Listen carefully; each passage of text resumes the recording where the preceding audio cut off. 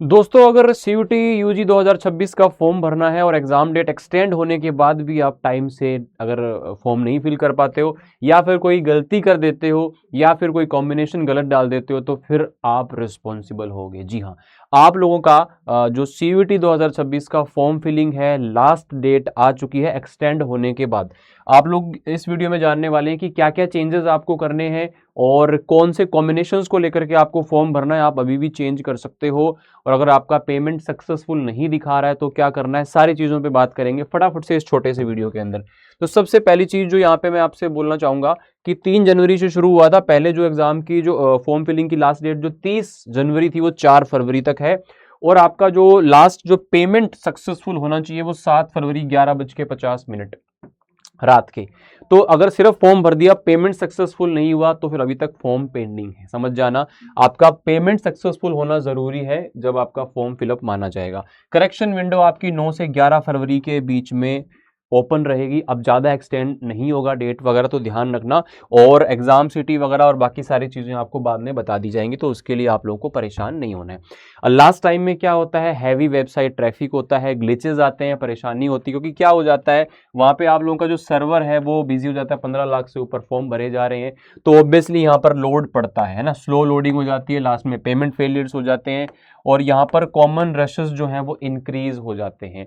और दूसरा, fee payment must be complete before deadline. अगर फी पेमेंट टाइम से नहीं हुआ है तो फिर फॉर्म सबमिट नहीं माना जाएगा। इस बात को ध्यान से समझ लेना।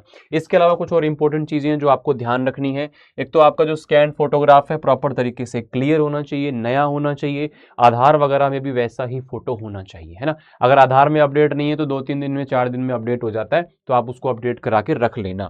स्कैन सिग्नेचर होना चाहिए प्रॉपर, जो आपका सिग्नेचर सब कहीं चलता है उसी टाइप का होना चाहिए। क्लास 10th और 12th की जो डिटेल्स हैं वो आप लोगों को बहुत ध्यान से फिल करनी है। मैं ये भी बताऊंगा कि क्या क्या चीज़ें आप लोग करेक्शन के टाइम पे चेंज कर सकते हो। वैलिड आपके पास आधार कार्ड होना चाहिए, आधार कार्ड को अपडेट करा लेना, उसमें फ़ोन नंबर, फोटो, एड्रेस वगैरह सारी चीज़ें वैसे ही अपडेट कराना, क्योंकि आपके परमानेंट या प्रेजेंट एड्रेस के हिसाब से ही फिर आपको सेंटर दिया जाएगा, ध्यान रखना। सबसे ज़रूरी बात, सबसे ज़रूरी, एक्टिव मोबाइल नंबर और ईमेल। भाई साहब, अगर आपका मोबाइल नंबर में ओटीपी नहीं आता है, रिचार्ज खत्म हो गया, ईमेल आईडी का पासवर्ड नहीं पता, कहाँ कहाँ लॉगिन है, कैसे क्या, ये सारी चीज़ें ठीक कर लेना भाई। सारा का सारा जो कम्युनिकेशन है एनटीए आपसे इस फ़ोन नंबर के थ्रू या मेल आईडी के थ्रू ही करेगा। अगर कोई चीज़ मिस हो गई तो फिर आप रिस्पॉन्सिबल होगे। तो एटलीस्ट एक चलता हुआ फ़ोन नंबर और एक ईमेल आईडी आप नहीं है तो बना लो, कोई दिक्कत नहीं है। और जिसका भी नंबर, कैसे नहीं कि साइबर कैफे वाले का नंबर दे दिया, बाद में उसके पास में मैसेज जा रहे हैं, तुम्हारा कोई हिसाब किताब नहीं है, तो वो चीज़ ध्यान रखना, आपके पास होना चाहिए। और यहाँ पे जो आप डीओबी भरोगे या पेरेंट्स नेम भरोगे, एग्जैक्टली जो सर्टिफिकेट्स के अंदर है वही भरना, अलग मत भरना उसके अंदर। और ये एक और इम्पोर्टेंट इशू यहाँ पर बच्चों के सामने आ रहा था। कैटेगरी मेरे पास में ना, मेरे है तो ईडब्ल्यूएस लेकिन बना हुआ नहीं है, पुराना है, अप्लाई कर रखा है। देखो ऐसा है, जो फॉर्म फिलिंग के टाइम पे आप कैटेगरी सेलेक्ट करते हो उससे एक ही डिफरेंस आता है, क्या, फीस पेमेंट कम ज़्यादा होती है। बाकी यूनिवर्सिटी के टाइम पे आप लोगों को उस समय के नए सर्टिफिकेट्स चाहिए होंगे, चाहे वो ईडब्ल्यूएस का हो, तो यूनिवर्सिटी वाइज वो रिक्वायरमेंट होती है। तो फिलहाल अगर फॉर्म नहीं भरने से बेहतर है कि अगर आप किसी कैटेगरी से और वो आपके पास में नहीं है तो आप जनरल से भर के भी फॉर्म भर सकते हो। बाद में कैटेगरी का लाभ आपको मिलेगा, आप उस टाइम पे सर्टिफिकेट जिस भी यूनिवर्सिटी में लगाओगे वहां पे काम करेगा। सो पहली चीज तो ये कि अगर आप मान लो ईडब्ल्यूएस से हो या फिर आप ओबीसी एनसीएल से हो, आपने किसी सर्टिफिकेट के लिए अप्लाई कर रखा है तो आप उसका रिसिप्ट नंबर डाल के उस कैटेगरी से भर दो। अदरवाइज फिर आप जनरल से भी भर दोगे तो भी कोई दिक्कत नहीं है, फीस थोड़ी सी एक्स्ट्रा लगेगी लेकिन बाद में आप चेंज कर सकते हो, इसमें कोई इशू नहीं आएगा, ठीक है ना, ध्यान रखना। पेमेंट फेल हो गया लेकिन पैसा कट गया है लेकिन फेल दिखा रहा है, तो यार पैनिक मत करना, कभी कभार इसमें 1-2 दिन लग जाते हैं, तो ये आपका हो जाएगा। अगर आपका पेमेंट कटा है ना तो वहां पे रिफ्लेक्ट करेगा, रिफ्लेक्ट करने में कभी कभी टाइम लगा देता है ना। अब क्या क्या चीजें आप चेंज कर पाओगे करेक्शन विंडो के अंदर, तो आप अपना mobile number, email ID, address और ये जो इमरजेंसी कॉन्टैक्ट नंबर है, ये चीजें चेंज नहीं कर सकते, ये चीजें चेंज नहीं कर सकते, समझ गए, ये चीजें चेंज नहीं कर सकते। और अगर आप सीयूटी की तैयारी कर रहे हो, सीयूटी में सिलेक्शन लेना है, तो ये टेलीग्राम चैनल जरूर ज्वाइन कर लेना, जीएटी विद अमित शर्मा। यहाँ पे सीयूटी के सारे updates, important PDF, study material आपको मिल जाते हैं।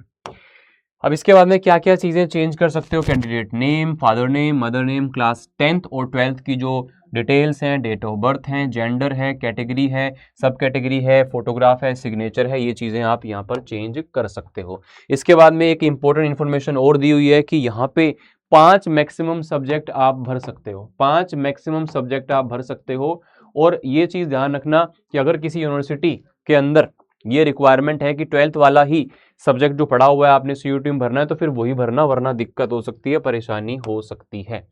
ठीक है, और आप लोगों को यहाँ पर सब्जेक्ट चेंज करने का भी ऑप्शन मिलेगा, ये भी आप लोगों को बताया गया, तो सब्जेक्ट कॉम्बिनेशन भी आप चेंज कर सकते हो। और यहाँ पे दिखा गया है कि फाइनल फीस पेमेंट होने के बाद ही वो करेक्शन मान्य होगा। फीस पेमेंट नहीं की है या फिर आपने एक्स्ट्रा सब्जेक्ट ऐड कर दिए, उसके पैसे अलग से देने पड़ते हैं, अगर वो आपने नहीं दिए तो फिर वो ऐड नहीं माना जाएगा। तो पेमेंट सक्सेसफुल होने के बाद में है ना, पहले मनी, पहले पैसा मांगता है एनटीए, बाद में सारे काम करेगा आपके। Choose subject wisely, wrong choices can ruin your career. बिल्कुल सही बात है, एक गलत कॉम्बिनेशन, चाहे कितने नंबर किसी चीज में आ जाए, कितना बढ़िया पेपर हो जाए, गलत कॉम्बिनेशन ले लिया तो आपका सही जगह पे एडमिशन नहीं होगा। तो सर कैसे पता करें कि सही कॉम्बिनेशन क्या है? किसी से नहीं पूछना, किसी से नहीं पूछना।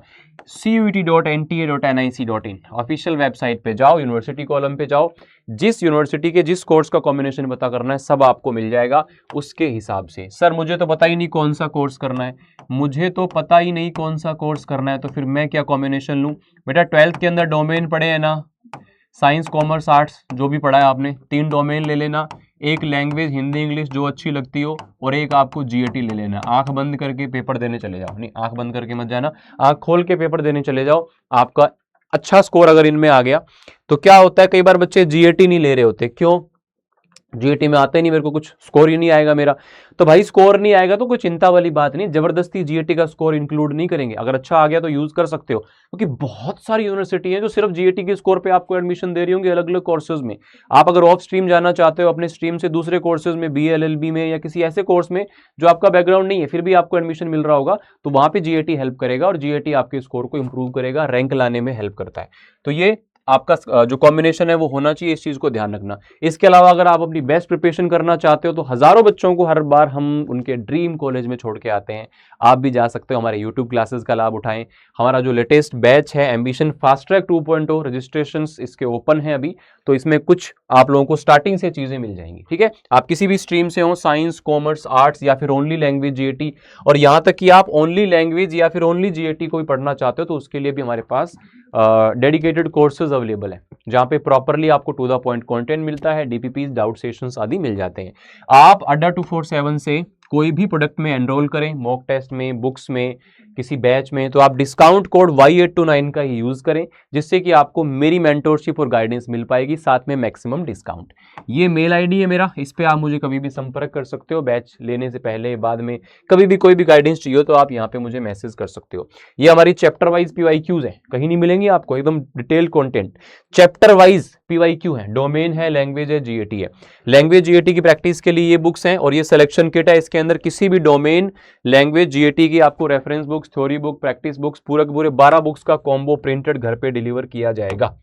तो ये सारी चीजें हैं। ये मेरा इंस्टाग्राम हैंडल है GA2 गुरु अमित, यहाँ पे भी आप मुझे मैसेज करके कोई भी इंफॉर्मेशन ले सकते हो। तो यहाँ पे एक बार मैं आपको बता देता हूँ कि कैसे आप हमारे प्रोडक्ट्स को चेकआउट कर सकते हो। आपको सिंपली क्या करना है, आपको सिंपली जाना है कैरियर्स अड्डा।